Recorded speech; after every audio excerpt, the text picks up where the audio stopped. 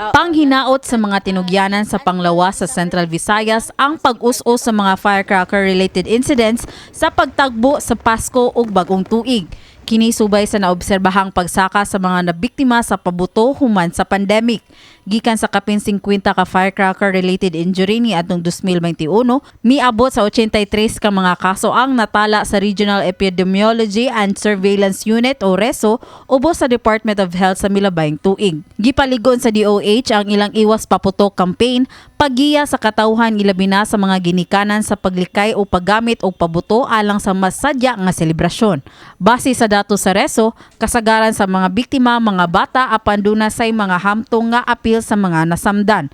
Gibutyag sa pangu sa RESO 7 nga si Dr. Eugenia Mercedes Cañal nga ang labing daghang mga insidente nga natala sa milabay nga tuig gikan sa probinsya sa Sugbo. So ang pinakadaghan ani naa sa Cebu Province, okay?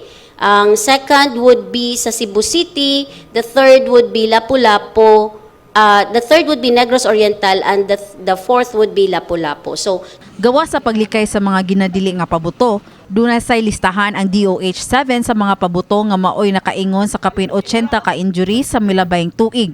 Apil niini ang quitis, triangle, lantaka, whistle bomb, Judas belt, hotdog, fountain o crying cow.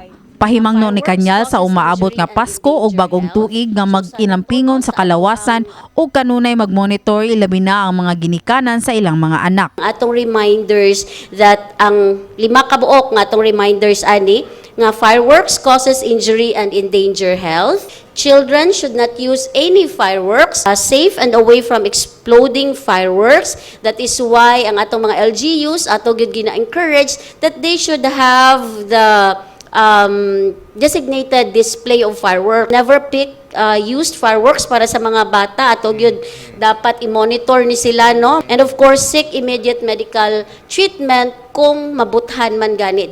Sa laing bahin, ang DOH 7 inubanan sa mga LGU nagpadayon gihapon sa paghatag og libreng bakuna batok sa mga sakit sama sa flu, pneumonia o human papilloma virus kon HPV sa Central Visayas. Giklaro hinuon ni Cañal nga taliwa sa pagsaka karon sa mga flu-like symptoms nga mga sakit. Walay natala nga kaso sa walking pneumonia sa rehiyon 7. Kapin sa 1,000 na ka mga individual ang ilang nakabenepisyo sa libreng bakuna sa buhatan sa DOH sa milabayng mga simana. Hangyo sa DOH 7 sa katawhan nga kanunay mukaon og sakto, maghugas og tarong sa kamot ug mutuman sa tukmang etiquette sa pag-ubo ilabi na kun anaa sa pangpublikong lugar. Kini si Mary Frances Lynn Kaayon alang sa My TV Cebu.